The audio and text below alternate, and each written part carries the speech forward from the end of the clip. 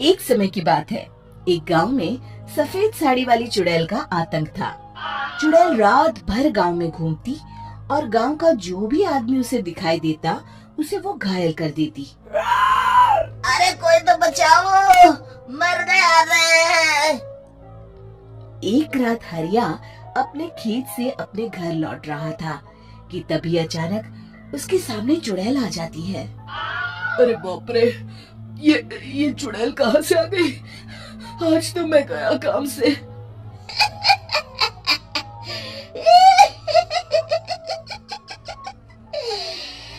आज मुझे मेरा शिकार मिल गया। अरे चुड़ैल दीदी, मुझे छोड़ दो। जैसे ही चुड़ैल हरिया की तरफ बढ़ती है, हरिया वहाँ से भाग जाता है और अपने घर के दरवाजे पे पहुँचता है। अरे भगवान, जल्दी से दरवाजा खोलो, मेरे पीछे चुड़ैल पड़ी है। हरिया की पत्नी जल्दी से दरवाजा खोल देती है। अरे आप इतना हाफ क्यों रहे हैं? अरे मेरे पीछे चुड़ैल पड़ी है, आज तो मैं बाल बाल बच गया। जल्दी से सभी दरवाजे और सभी खिड़कियों को बंद करके बत्ती बुझा दो। तभी चुड़ैल हरिया के घर के पास पहुंच जाती है। अरे वो आदमी कहाँ गायब हो गया? मैं भी देखती हूँ आखिर कब तक बचेगा।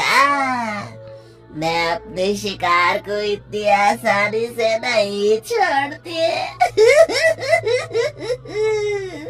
इतना कहकर चुड़ैल वहाँ से चली जाती है। वहीं दूसरी तरफ हरिया और उसकी पत्नी दोनों अपने घर की खिड़की से ये सब देख रहे होते हैं। अरे बाप रे, ये तो बड़ी डरावनी चुड़ैल थी। अगले दिन ये बात आग की तरह पूरे गांव में फैल जाती है और धीरे धीरे लोग चुड़ैल के डर के मारे शाम होते ही अपने घरों से बाहर निकलना बंद कर देते हैं। कुछ दिनों के बाद भाई, मैंने तो इस चुड़ैल के डर के मारे रात को अपने खेतों को पानी देना बंद कर दिया है। कहीं मेरी फसल सूख गई तो मैं तो कहीं का नहीं रहूंगा। साहूकार का कर्जा कैसे चुकाऊंगा?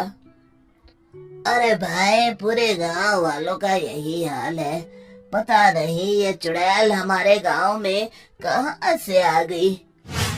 फिर एक दिन गांव के पास वाली नदी के किनारे एक बहुत बड़े तांत्रिक के आने की बात कुछ गांव वालों को पता चलती है। वो लोग जाके ये बात गांव के मुखिया को बताते हैं। मुखिया जी, नदी के किनारे एक बहुत ही पहुंचे हुए तांत्रिक बाबा आए हैं। हमें उनसे मदद मांगनी चाहिए। मैंने सुना है वो बड़े बड़े भूतों और चुड़ैलों को अपने वश में कर लेते हैं। मुखिया जी सभी गांव वालों को लेकर उस तांत्रिक के पास पहुंच जाते हैं। ओम फट स्वाहा, ओम फट स्वाहा। तभी तांत्रिक अपनी बंद आंखों को खोलकर कहता है, क्या बात है? तुम सब लोग यहाँ क्यों आए हो? मुखिया जी उस तांत्रिक को सारी बात बता देते हैं।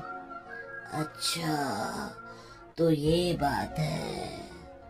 और तांत्रिक अपनी आंखों को बंद कर लेता है। मैं देख रहा हूँ तुम्हारे पूर्वजों ने बहुत पाप किए थे, जिससे ये गांव अब श्रापित हो चुका है। उसी के फल स्वरूप तुम्हारे गांव में चुड़ैल आई है। ये चुड़ैल बहुत खतरनाक है, ये किसी को नहीं छोड़ेगी। हे भगवान, मर गए रे, अब क्या होगा? तभी गांव के मुखिया जी कहते हैं, बाबा, इस चुड़ैल से हम सबको बचा लीजिए। कोई तो उपाय होगा। इसका सिर्फ एक ही उपाय है। सभी गांव वालों को बारी बारी हर दिन अपनी आधी फसल उस पहाड़ी के ऊपर बनी काली गुफा में छोड़ के आनी होगी।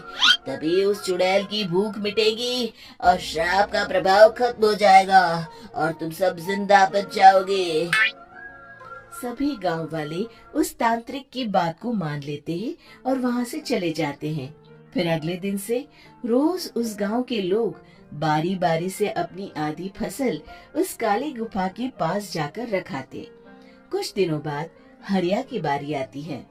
बाप रे, आज तो मेरी बारी है उस काली गुफा में जाने की।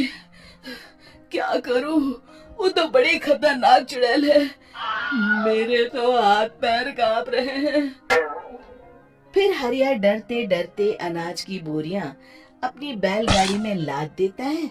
तभी हरिया की पत्नी उससे कहती है, देखो जी, संभल के जाना और किसी भी हालत में शाम होने से पहले वापस आ जाना। उस चुड़ैल का कोई भरोसा नहीं है जी। हरिया बैलगाड़ी में बैठते हुए कहता है, भगवान, मैं क्या वापस आऊंगा? लगता है अब तो मेरी खबर ही आएगी। इतना कहकर हरिया वहां से चला जाता है। रास्ते में जंगल से गुजरते हुए हरिया की बैलगाड़ी का एक चक्का बड़े गड्ढे में फंस जाता है। हे भगवान, अब ये क्या मुसीबत है? हरिया नीचे उतर के पूरी ताकत से अपनी बैलगाड़ी को गड्ढे से निकालने की कोशिश करता है। बहुत देर मेहनत करने के बाद हरिया की बैलगाड़ी उस गड्ढे से बाहर निकल जाती है। हे भगवान, अब तो शाम होने वाली है। आज तो मैं गया काम से। जैसे तैसे हरिया काली गुफा में पहुंच जाता है। अरे मर गया रे, यहाँ तो चारों तरफ डरावना माहौल है। मैंने यहाँ आने में बहुत देर कर दी, कहीं चुड़ैल नाराज ना हो जाए। हरिया अनाज की बोरियां वहां रख के जैसे ही जाने लगता है, तभी उसे किसी के आने की आवाज सुनाई देती है। हरिया एक कोने में छुपकर अंदर देखने लगता है। चुड़ैल वहां आती है और फिर अपने चेहरे से नकली चुड़ैल का मुखौटा निकाल देती है। हरिया ये देख के हक्का बक्का रह जाता है। तभी चुड़ैल कहती है, भैया यहाँ आना, आज तो बहुत अनाज आया है। इसे मिलाकर अब हमारे पास ढेर सारा अनाज जमा हो गया है। कल ही हम इसे शहर में बेच आएंगे और माला माल हो जाएंगे। तभी अंदर से नदी के किनारे वाला तांत्रिक बाहर आता है। अरे, ये तो तांत्रिक बाबा है। हाँ, अब तो हम दोनों की जिंदगी मजे में कटेगी। गांव वालों को बेवकूफ बनाना इतना भी मुश्किल नहीं था। लोग तो तुम्हें सच में असली चुड़ैल समझते हैं। हाँ, तुमने सही कहा। अब ये गांव वाले चुड़ैल के डर से जिंदगी भर इस काली गुफा में अनाज पहुंचाते रहेंगे। अच्छा, तो ये बात है। ये दोनों पूरे गांव वालों को बेवकूफ बना रहे हैं। अभी जाकर सबको बताता हूँ। हरिया उन दोनों की पूरी बातें सुन लेता है और जल्दी से वापस गांव में आता है। गांव वालों को पूरी बात बता देता है। इससे पहले वो दोनों हमारा अनाज लेकर शहर जाए, हमें उन दोनों को पकड़ना होगा। उधर दूसरी तरफ नकली तांत्रिक और नकली चुड़ैल बनी औरत एक बड़ी गाड़ी में सारा अनाज लाद के वहां से निकलने की तैयारी कर रहे होते हैं। जल्दी करो, इससे पहले हमें कोई देख ले। हमें यहाँ से निकलना होगा। और तभी वो दोनों देखते हैं कि सामने से सभी गांव वाले अपने अपने हाथों में मशाल लेके आ रहे हैं। दोनों बुरी तरह डर जाते हैं। रुक जाओ, तुम दोनों का भांडा फूट चुका है। अरे मर गए रे, ये गांव वाले कहाँ से आ गए? तुमने क्या सोचा इतनी आसानी से यहाँ से निकल जाओगे? ये अनाज हमने अपने खून पसीने से दिन रात खेतों में मेहनत करके उगाया है। दोनों मुखिया जी के पैरों में गिर जाते हैं। हमें माफ कर दीजिए, हम दोनों एक नंबर के कामचोर हैं। बिना मेहनत किए पैसे कमाना चाहते थे। हाँ, अब हम आगे से मेहनत मजदूरी करके पैसे कमाएंगे। हमें कुछ मत करना, हमें छोड़ दीजिए। इतना कह के दोनों गांव छोड़ के भाग जाते हैं और सभी गांव वाले फिर से खुशी खुशी रहने लगते हैं। शिक्षा, तभी तो कहते हैं कि किसी भी समस्या का समाधान केवल सूझबूझ से ही करना चाहिए और कभी हिम्मत नहीं हारनी चाहिए। दोस्तों, हमें उम्मीद है कि आपको हमारी ये कहानी पसंद आई होगी। कृपया हमारे चैनल को सब्सक्राइब करें और सभी अपडेट्स के लिए बेल आइकन जरूर दबाएं। और हाँ, वीडियो लाइक और शेयर करना मत भूलिएगा।